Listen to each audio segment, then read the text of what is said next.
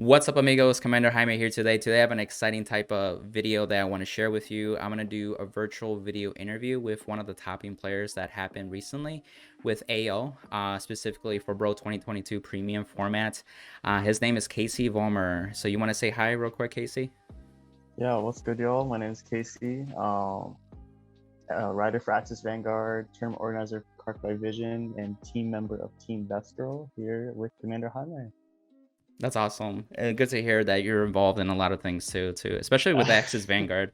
I think a Yeah. lot of people are getting value from the articles too. So if you haven't checked out Axis Vanguard, I will put that in the description down below as well. So really the format for today, I'm gonna ask a little bit of questions about himself, get into more of the deck details, the preparation that really is needed to do well in an event like this, and then also some closing thoughts, and then just kind of wrap it from there. And so I guess my first couple of questions is really, like tell us a little bit about yourself. Where are you from? Are you from the United States, etc.? Like those kinds of things. And if you have a community too as well. Yeah, so I am from the US, from Southern Virginia. I've been playing Vanguard for, I want to say about 7 years going on now. Been playing since right around when G began. So I've been at this for quite a bit. Really, the Virginia community has been really cool. Most of our players are in Northern Virginia, but we still kind of make effort to go see them. And most of my community here is just my immediate team, Team Best Girl. We love them, and that's kind of most of my team. And then a couple years ago, I ended up and joining Vision, helping out with their tournaments and social media. And Wow. Axis Vanguard came along, and now we're kind of in the present day. That's really cool. I always like hear from communities from different across the United States too, because there's Europe, there's Asia, but there's also the states that have multiple states. Yeah. And the fact that you've been through Vision and now Axis Vanguard and you just do a little bit of everything, that shows that you're active in the community too. So I guess let's start diving more into the bro details. So I guess my first question to you would be, what are some key things that you did to prepare for the event? And that can be anything from like deck building, meta game, discussion with other players, practicing, anything like that that you feel like are really key for your success. Yeah, so I'll probably break this down into 3 parts of what I Okay. did before Bro, during Bro, and then after Yeah, Bro. that's perfect actually. Yeah, so for before Bro, the first thing I wanted to do, I came back from Springfest, and this was about beginning of June. Did pretty well, and I went with Dolls, and I was like, okay, we have BRO right around the corner, and I know I want to play in it because I didn't get to play much in the first BRO. So I was like, I'm taking days off, I'm putting the time aside, and I really wanted to like do well. The first thing that I wanted to consider was what deck I wanted to take, and this was quite the mental hoops I was going through because we had a ban list coming up. So I was like, Yeah. anything I could pick could possibly literally just get banned, get hit in some way. So I was very cautious about the types of decks I was considering playing. I was like, I could play Nightmare Dolls because I have a lot of experience with that. I did well with it at Springfest. But I was like, oh, well, then I served the risk of it getting hit, which most likely it was going to. I think everybody would agree with you. I had the option of Revengers as well to finish that. And then I also, while at Springfest, completed most of Regalia. So mostly between those 3 decks. Okay. And I was like, I was leaning towards Regalia because I was like, I don't really feel like playing Revengers. And Fair I'm enough. kind of bored of Dolls. And I also didn't want to play a deck that everyone knew, and like everyone and their mom knew how to play Nightmare Dolls. That's a good and knew point. what to do. And I knew Regalia was also quite popular, but it wasn't as popular as Dolls. Right. So I decided Regalia. I had the ban list, and I remember, of course, I scheduled my session with you, and I would particularly talk to the ban list. And I was like, okay, we got the ban list, and Dolls pretty much weren't hit. Right. And I debated it, but I was like, you know what, we're going with Regalia, and decided to play that. So after I decided on my deck, I decided which ones I wanted to play in, because with the 3 NA or AO, EU, and NA, I had 3 different options, and I debated playing in all 3. I signed up for all 3, but ultimately I only played in AO and NA. So I at the very last minute decided just to play AO and NA and sleep through EU. And I decided after that, now that I had my deck, I knew what I was playing in. I decided I just wanted to understand my goal. And this event was a very unique one because this was the first event I didn't have the goal to get top 8, which is, I think, very different than most players. Like most players want to hit their top 8, like that's their goal. But my goal is to hit top 32, but to also have some form of a beginning placing. Okay, that makes more sense. Because I started going to Reassured events almost right before COVID. And I went to 3 before COVID happened, and I dropped in all of them. So I had no placing to go off of. I see. So I was like, and in Springfest, that was a team event, so I was like, I don't really count that. So I was like, okay, this event will be my beginning placing because I want a benchmark to see, like, I want a goal. Yeah. I remember I had a conversation with Noman like almost a year ago, and I was just like, how do you get better? And he was just like, just make small goals for yourself. Yeah. And I was like, okay. And I was just like thinking about how I wanted to do that. And I'm like, I think I'll do that like with Bushy-Road. And I was like, okay, I'll get top 32. And then if I can do that, I'm like, okay, my next goal is top 16. Yep. And work my way up to kind of getting more naturally transitioned into making top cut. Instead of just trying to rush right into it, which I know isn't, the course that most players go, but it was something that I wanted to experiment with. And so I was like, I'm going to make top 32. Like, that is my goal. I think top 32 out of 300 plus players is pretty good in itself. Yeah, I would agree. So those were my goals. I started testing with friends, mostly my team is where I mostly tested. I tested with, of course, your other student, who was very helpful, very great testing partner, because we both were play testing for different events, but it was very helpful. And one thing I decided I wanted to do, because at the same time that BRO was about to happen, I was taking the hardest university class that I had ever taken before. Oh, wow. So I was like, I know that I'm not going to have tons and tons of amounts to test every single little thing in BRO. Right. So I was like thinking to myself, I was like, well, I want to make sure I'm prepared, but obviously I can't face everything. So I need something to kind of lean back on. Yep. And I knew for a fact that I'd say one of my better qualities as a player is I know pretty much what most decks do. Their general game plans, to the point that I don't think I'd be caught off surprised by what they're doing. Right. Or caught up, and be surprised. But then I also decided to go through and just look at every single interaction that my opponent's decks could do. So, for example, Pale Moon has the new G Guard from Premium Collection, and they have Hoopmaster and Lovely Companion. Yeah. Both can call out cards. And I was like, okay, well, I know Dolls doesn't run Lovely Companion because they can't. Right. I know Hoopmaster, most, if not all decks do not run it. So I was like, I know for Nightmare Dolls, realistically, the one interaction we have to worry about is this G Guard. Yeah. So it's like mentally preparing and just trying to make sure I wasn't caught off guard. And just getting used to the deck and kind of playing it out and playing with different people that would kind of notice different things. And ultimately, I think actually a week before BRO, I just stopped playing because I got really busy, and then I was just like, I kind of just need a break. Yeah. And then BRO happened. It was the day of BRO. I'd felt fairly confident with the deck. I had played it a decent amount, not as much as I would have liked, but I feel Regalia has a fairly low floor, a high ceiling, but like a medium to low floor. Yeah. That I felt was like, okay, I think my general knowledge of this deck can at least carry me through most situations. Right. That's big.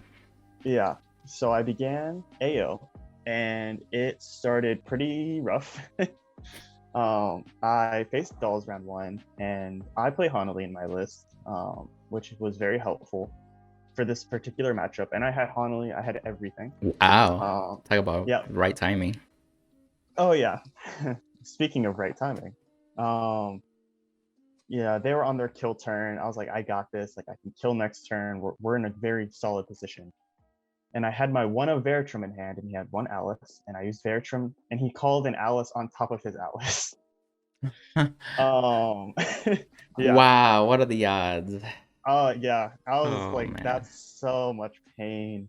And then he Wow. also hit his over trigger that turn. Oh my On his gosh. Leslie. Yes. So we were destroyed round one.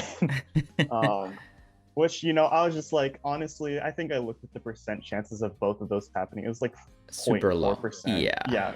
And I was just laughing it off. And I was just like, that's honestly more funny than anything in my Yeah. eyes.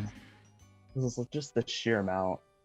And then round two, I faced Gust Blaster Control. I think I had a G assist like twice, and I didn't see Ooh. Idrisil till like turn 5, and I lost. Yeah, it's a struggle. Round three, I faced Blue Wave. I think I won. Round four, I faced Victor, and I took too much damage early and couldn't guard, and I lost. And I didn't think X3 could make top 32 in AO, which I was wrong, because I think top 32 actually ended right at X3. So I dropped, and I see. throughout AO, I honestly was still having quite a lot of fun, even though I was honestly getting sacked and bricking. I was still quite enjoying myself. I found it, really funny overall. That's a good attitude. Yeah, I was just like, I feel like I'm still in a pretty positive headspace. I hope EU and NA go better, but let's see if my deck will work. And I decided to sleep through EU, and I was like, I'm just gonna play NA tomorrow. And during NA, I would say I didn't really feel nervous except for maybe like 5 minutes during Top Cut. Every other round, I was just like having fun. I was just enjoying myself. I faced Highlander round 1 and 1. I was like, okay, we got a good start round 1. Round 2, I faced Jewel Knights and lost. And I was like, okay. Well, that one I think I just got from misstarting. So I was like, okay, we're still X1, we're solid. Round 3, I faced Stavis, 1. Round 4, Dungaree, 1. I was like, okay, I'm 3-1 at this point. We're almost halfway through. Yep. I'm feeling pretty good. And I ended up facing Graham Blue round 5 against Bryant, or OG Nut. Very good player, great player who's been to Worlds multiple times. Mm-hmm. And I was at 2 damage, and he attacks a big Obadiah, crit, over trigger. And I was just like, oh my goodness. And I didn't, so I actually healed out of immediately dying, but I didn't have the PG for the 100 million. Oh yeah, you still got to deal with that because of the over trigger. Damn. And I just died, and I was like, okay. Yeah. So I was like, I guess I'm X2 now. Grand Blue is notorious for that because those Obadiah turns can kill you from that low damage. But then the over trigger on top of the crits, man, that's hard. But even after that, I was just like, okay, obviously sack happened, but and I think it's very easy to just kind of like dismiss our games to over trigger or sack.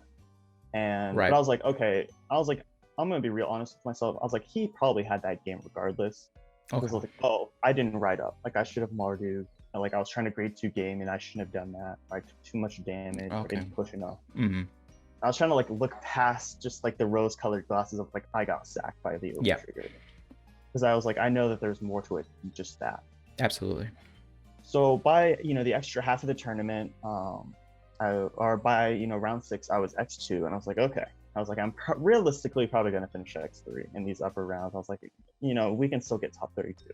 Yep. And round 6, I faced Big Belly, and I was like, okay, I know this deck because I've played it a little bit. I was like, I know this deck, is a little fragile in the early game. Yeah.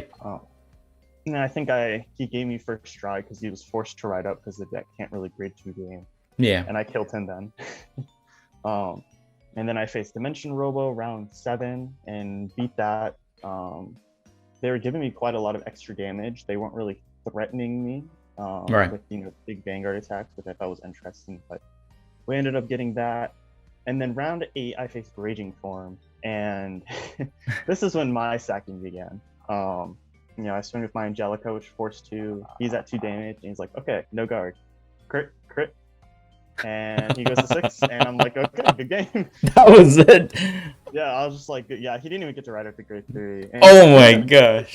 Too, because I was just like, this is so awkward. Because I'm like, if I don't double crit, like he's gonna have 4 damage. He's gonna be able to pop off. Yeah. And I was only at 1 damage. Oh yeah. I was just like, Raging's terrifying. I'm sure they were expecting to get a 4 to 5 damage and just come back. Yeah. Yeah, but I was just like, all right. And then my final round was against Gurgwit, and this was my favorite round. Okay. I would say, because my opponent, he was actually on stream, and during the NA stream, and he was playing Gurgwit Ezel. I don't remember. I think he was facing like Prism or something. I was like, oh wow, I recognize this person. We were both X2, and I didn't realize this at the time, but whoever won our match was going to get in the top 16. Wow. Yeah, because I was like 24th at this point. I was just like, oh, you know, I think it's like too many slots up. I was like, Yeah. it's whatever. And then I sacked again. I think they had like a lot of grade 3s, and I think I think I checked some early crits, and they're just like, I straight just can't guard. And they didn't get to grade 3 either. So I ended up taking it 7-2, and I made 15th place overall after Swiss, and I was like, wow. I was like, I did not expect for this to happen. But my favorite, I think, interaction was the judges told all of us to stay in our tables. Even if our opponent lost, they had to stay, which I wasn't 100% sure why. But really? Yeah, so my opponent was from Germany, and we were just talking just about BRO, and I noticed they had like a top 8 like premium Springfest or BCS mat. And I was like, oh, like I really like that mat. So we were just like taking, you know, just having conversations about like Vanguard and our history, and that was a really cool moment just to be able to like talk to someone from a player from Germany who otherwise I would never have met, right? And it was a really positive experience. And then I found out I made it. I made top cut, which was, I was just like, oh, I was like, that was not expected. So then, you know, the tournament ended, and I was like, you know, I stayed it for a little bit longer. I was getting my congratulations from people. I was like, yeah, we made it. And I went to bed, and the next morning I had top 16. And I knew what my opponent was going to play Riviere, and they actually got second in NA, which I felt much better about losing to. I saw the final standings. Yep. And I was talking with people in Access Vanguard, and I was just like, we were just like talking, and they were like, oh, like, you know, how are you preparing? I was like, well, I used to play this deck like 2 years ago before Twa got hit. So I was like, I know generally the game plan. Get your grade 2 right to ride skip, get your grade 1 Rivieres to filter. It's almost like Go Paladin. Yeah, no, literally. And you know, and I'm like, you know, I think I've done all the research I can. I made sure, and I individually went through every single card just to like refresh myself. And I was like, is there any interactions that I'm forgetting? Because I know Bermuda can call things during their turn or bounce. So I was like, is there any homilies or that 3K that gives 10K to ban? And there was nothing. There's like at least a lot, but there's nothing for that detrimental. Interaction wise. I was like, okay, as long as I can survive to like the later parts of the game, I think I'll be okay. But I was like, I know I need to go first. I know I need to go first, or else I'm gonna get they're gonna ride skip, and it's just gonna be really rough. So that day, I had my top 16. I go through my deck check, and all the judges were very nice. I was kind of nervous at this point, because I was like, wow, like this is intense, you know. I had my sleeves up to the camera. I was like, it was a little nerve-wracking. But I ended up facing them, and it was honestly a very funny game because they got everything. They went first. They opened almost perfectly. I think they procced like 3 grade 1 Rivieres in one turn. They got the ride skip. They got everything. And I was just like, I had a heal guard and a crit in my hand. I'm like, I hope this is enough. Right. And I gave them 1 damage, maybe 2, because I think I swung under and I got crit. And I was like, I think that might have been my issue, because he held true to me the next turn when he was able to stride. I see. After that, maybe. How Trotta does need the counterblast. Yep. And so I decided to give him the counterblast. I didn't really have anything I wanted to reasonably pull down to, you know, give the trigger to. So I was like, I'll take the risk. It's also having that to do that, right? And we got pushed to 5 before a grade 3 turn, and I was just like, this is so rough. And I had seen like 2 heal guards. I think I damaged a heal. Wow. So I was like, not a lot of heals left in deck. I was like, it's gonna be hard to come back from this. And I went into Amaruta, and I pushed as hard as I could, but it simply was not enough. You know, they had a decent amount of hand, and ultimately it just wasn't enough. In the next turn, you know, they had 3 force markers on their like Serene grade 2, and I lost. So I was like, you know what? So after that, the first thing I did, you know, now that BRO is officially over, is I went for a walk. because I just wanted to just mentally, you know, I had my little tournament report up, and I was just going through and Yeah. mentally kind of, you know, going through all of the games Yes. and just seeing how I felt about everything, because I wanted to really reflect on that emotion. Mm-hmm. And I honestly, I was like, I have a ton of fun. And I was like, I got sacked, I bricked, like I went through everything. And I was like, overall, I still had a ton of fun. No, it's good. And I was just reflecting a lot, and I was very proud of how I did. You know, I didn't really make any I didn't make any super big misplays. I think my biggest one was like messing up Amaruta by using a VAR too early, so I didn't have like 4 less soul. But other than that, I know what you mean. Yeah, but I can't use VAR correctly regardless usually. So I was like, at least it's, you know, that one. So I reflected and, you know, just took a step back, and I was like, overall, I felt this was a really positive experience. I felt like I had a lot of emotional stability throughout the tournament, even when I got sacked, even when I bricked. That's super even when key. the overtrigger was involved. Yeah, and I think that was honestly like very big, because I was, you know, even if I didn't make top 16, even if I bubbled and gotten 17, you know, I was like, well, I made top 32. Like I still achieved my goal. That's true. And, your goal initially was the top 32. That's a good point. Yeah. So overall, BRO was a very positive experience. I had a lot of fun, even though I got over-triggered, I got sacked, I bricked, I sacked people, I over-triggered people, other people bricked. But overall, it's probably one of my most favorite tournaments that I've been in, at least like in BRO. Of course, you know, can't top IRL, but overall, very positive experience. No, it's really good, and you formatted your story in such a good way that it answered a lot of my questions that I normally would have. You talked about preparing, you talked about during the event, some of the expectations that you had, and honestly, even just reflecting right after that. I think a few people do that, and I think that's what sometimes can hold a player back, is like, I got sacked, I bricked, and I got some ones that were pretty good, but sometimes they kind of just forget about the good moments or the overall picture, and then sometimes they take that with them to the next event, and it's not as helpful. So with that being said, let's dive a little bit into your deck choices too. You actually have some unique ones. I see that you're playing Veritrum in Regalia. Did you want to elaborate a little bit on that? So this list is quite funny, to be honest, because I think I decided on this list the day before registration closed. You know, I know we had talked, and I remember I DM'd you. I'm like, I know this is not the list that we talked about, but I was like, okay, this is going to be interesting. And so I actually had a playtesting session at our local grocery store, because we don't have anywhere else to playtest.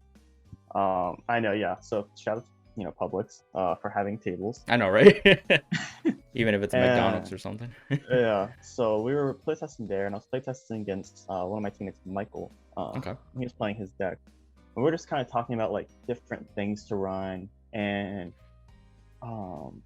you know, he convinced me on the Dreaming Dragon, because I was like, I'd rather have it just in case. And ultimately, I think it came up once to get my Overtrigger back into the deck, which I never saw again. The deck choices are very interesting. The Veritrum, I wanted to run one Veritrum because of open deck list. If it was closed deck list, Veritrum would be sitting gathering dust in my extras deck. Extras deck box. I don't think the card's great. I think it's very overcosted, very situational. But the fact of the matter is that it exists. And if this is closed deck, you know, format, assuming informed players would know of its existence, they would play around it. But if I'm not running it and they can see my open deck log, they'll know that I'm not running it, and therefore they don't have to play around it. So I was like, you know what, I'm gonna run one, just so it exists in my deck, just so if, you know, if I can either get it, or maybe it's still in my deck, you know, at least then they would possibly play around it, which this logic was like, okay, but of course the deck also soul charges a lot, so it's like, if I soul charge it, then it's just like out. And I could get it back with Gluttonier, but ultimately that's what I was gonna say. And people expect that too.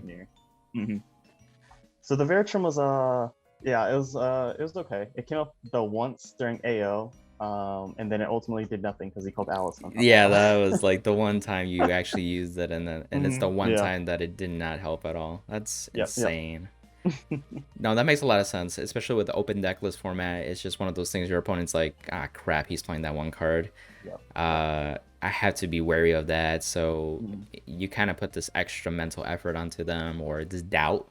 And ultimately, like Regalia, especially the way that we play it, we're a little more aggressive. Yeah. So if they're not doing anything in the early games, then it's like super beneficial for us. Yeah.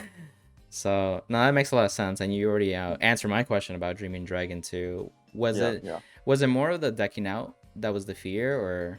Yeah, it was definitely like the decking out issue. Mhm.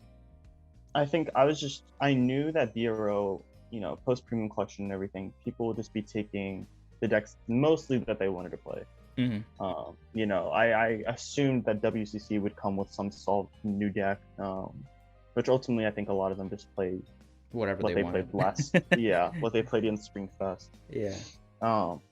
So I was just like, I know I'm gonna face a lot of random stuff, Yeah. and I really just did not want to just randomly lose like Chaos or Grand Blue or just those like OTT, like just decks that can really have a super good defense. Yeah. And force me to go into like the later parts of the game.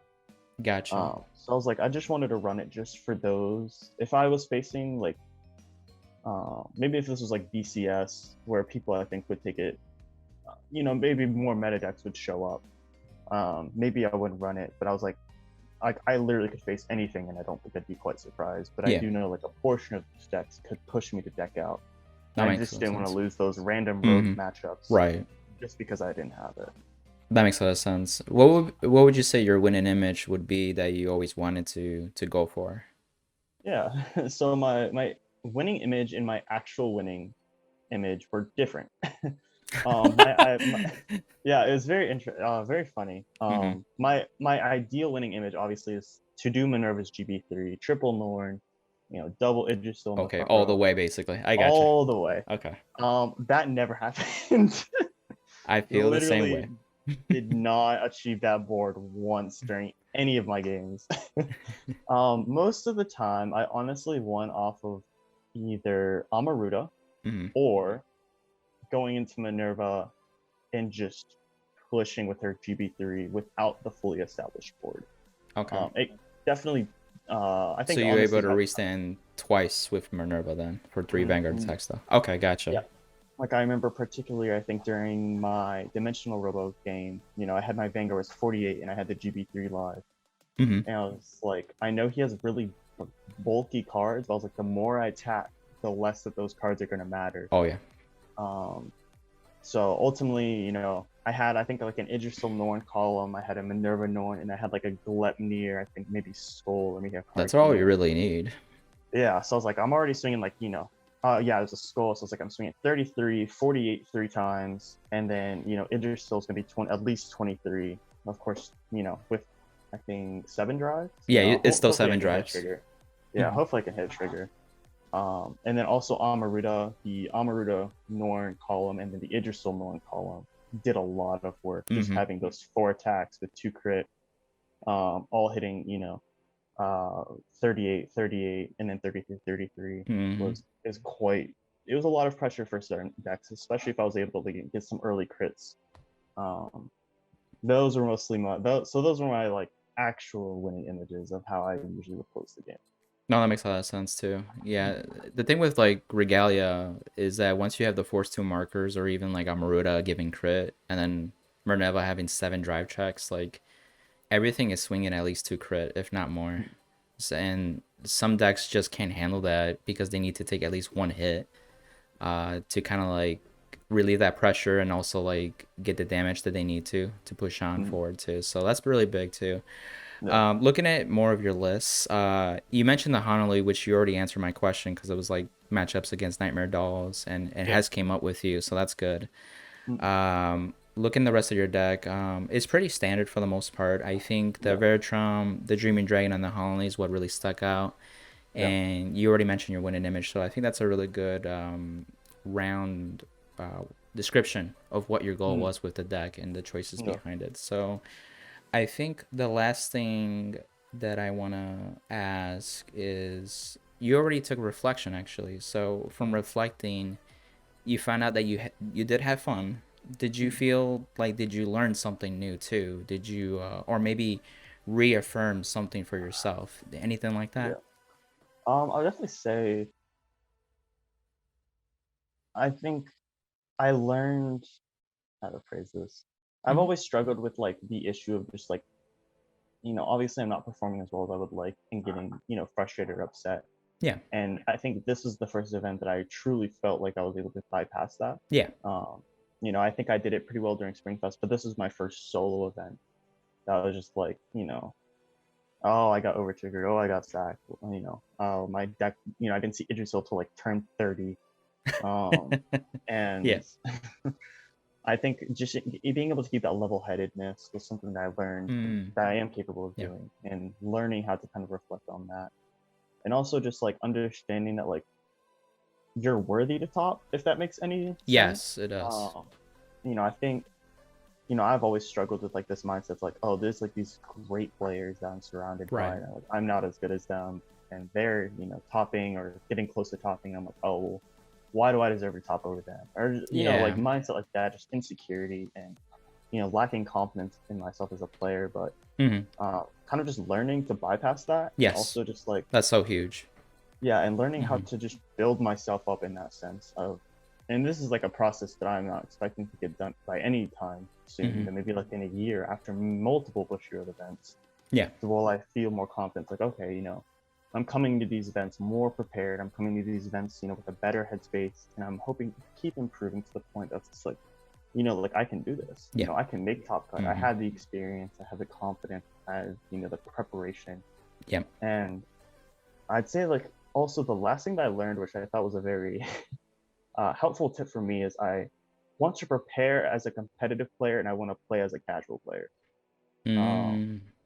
so Yeah. I so I was like, okay, I was like, I really want to go like I really want to do well when preparing. I want to try different things. I want to face different matchups. I want to prepare as a competitive player. But the moment that I walk into that venue or log into that Discord, like I'm just there. I'm gonna there to have fun. I'm gonna do there to do well. But I don't want to. I don't know. I feel like very often as competitive players, we just focus so much on winning, and then when Oh, I things like see. RNG and Yeah. luck and variance take that away from us, it can be very frustrating and very emotionally taxing. Yes. And that's why I was just like during these Hmm. tournaments, like I'm gonna play as if I'm a casual player, like I'm gonna try to win, but like, oh, the overtrigger happened. You're able to Obviously, brush it off and move forward. mhm, Right. yeah, yeah, and I think that was a very, very helpful Hmm. mindset, and I think that's gonna be something very helpful moving forward, just for every event that I go to with the game. Absolutely. Yeah. It served you Um, well. yeah, it served me very well, and I think it's gonna keep serving me well. But overall, I just learned that I had a lot of fun. I really do love Premium. I'm really excited. I don't know. This event just fired me up for BCS. Like Oh yeah. I'm already playtesting. I already picked my deck. Like That's usually exciting. usually I have to take a couple weeks off, and this time I'm just like I'm so fired up. Like I had so much fun during BRO, and now it's gonna be even better because I get to see my friends. Like I get to meet Oh, people. in person, right. Absolutely. Mm. In the physical game. Overall, I just learned, kind of have fun, and I'm just learning how to keep developing my mental and, approaches to this game, and also like how I'm physically preparing. No, absolutely. And that's great that you mentioned that in your perspective, like, yeah, I prepared competitively, but once I'm in the venue, I kind of handle it as a casual player where the little things don't get to me, and that's the emotional stability. Yeah, So I think that's super helpful, which kind of leads into my next question, and it's really my last one. What do you think as a tip for other players that are either yet to top or maybe are struggling to get consistent at it? What do you yeah, think is something that holds players back in your eyes? yeah. I think there's definitely a lot of pressure we put on ourselves to top, because if we're being quite honest, it's the only recognition that we have as Vanguard players. That's a good We point. don't really have many money tournaments. We don't have much prizing. In Right, the Vanguard community, you are a good player if the more tops you have. There's right. a reason WCC with all of their members has a list of all of their tops. It's to show credibility, Absolutely. and I think there is this Specifically with premium, because I don't play V and D as much. With premium, I think it can hold a lot of players back, because I think there's the experienced premium players that aren't topping and the unexperienced premium players that aren't topping. Yeah. I think inexperienced, the format's quite overwhelming, to be honest. Right. I've been playing it for 2 years and more than 2 years, and there's still things that I still am not understanding. Yeah. You won't know everything. Yeah. And I think just understanding that it's going to take time and it's a process. And I'd say the biggest thing is to just, one, don't let luck and variance tilt you, or at least as much, as it some people, and just understand it's a part of the game. And of course, ban over triggers, obviously, but just understand that it's a part of the game and it's going to happen. You're going to brick, you're going to get sacked, you're going to sack, your opponent's going to brick. Like, it's unavoidable. But I guess you also want to create a physical and a mental goal for yourself. So, most people walk into the venue and they're like, I want a top 8. But I feel like this could be an issue, because if you get over triggered 8 rounds in a row, you're not going to top 8 and you're going to feel, awful, worst case scenario. But, an example is like, I want a top 8 for my physical goal, but my mental goals is, how did I play? Because obviously if I get dead last, I'm not going to make top 8 and I get sacked all day, I can still walk away saying, okay, but I still played pretty well. I still played pretty confidently. I played, as a good player. And so even if you don't get that initial physical goal, you still have that mental, satisfaction, like, I played well. Yes. And I think that's something a lot of people kind of forget. And they don't really have the opportunity to be proud of how they play because of over trigger, because of sacking. All the things you cannot control. Yeah, and it's just like, let go of the things you can't control and just be proud of what you can, or be, take, I'm blanking on the word, but take acknowledgement of, your fault. Remember your successes, not just the errors or the overwhelming odds of the shenanigans that you may see. Yeah, and just remember that, this isn't the last event in the world. Right, that too. Recognize that this is an ongoing process to improve as a player, and this, just because you don't top this one event, isn't the end of the world. Like, see what you did wrong, see what was in your control, learn from it, and then, hey, get ready for the next event. And you just keep going at it, and I'd say just have fun. Honestly, learn to have fun in a competitive environment. Absolutely. Which is a very big thing.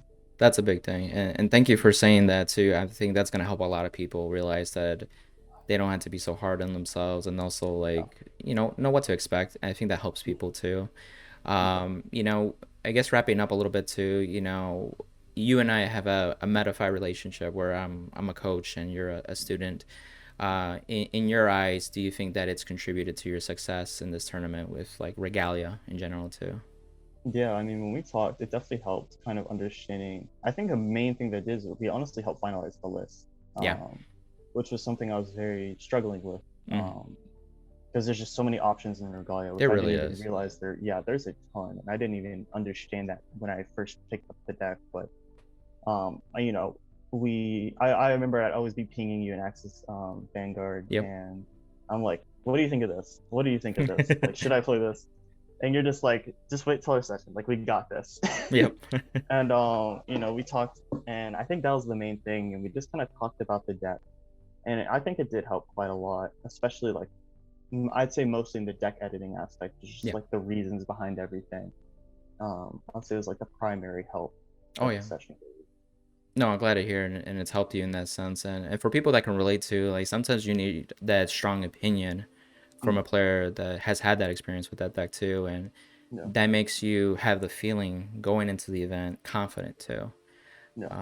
And that plays a huge factor too. So I appreciate even just hearing that from you. And so I'm excited because, one, you topped, like, right away after the game. I think we had our session like a week or two. It was like a week. Like, literally so close, and that helped you feel more confident, decide a list, and you're an adult too, so you did your own changes and still felt confident going into it still, which is a big factor.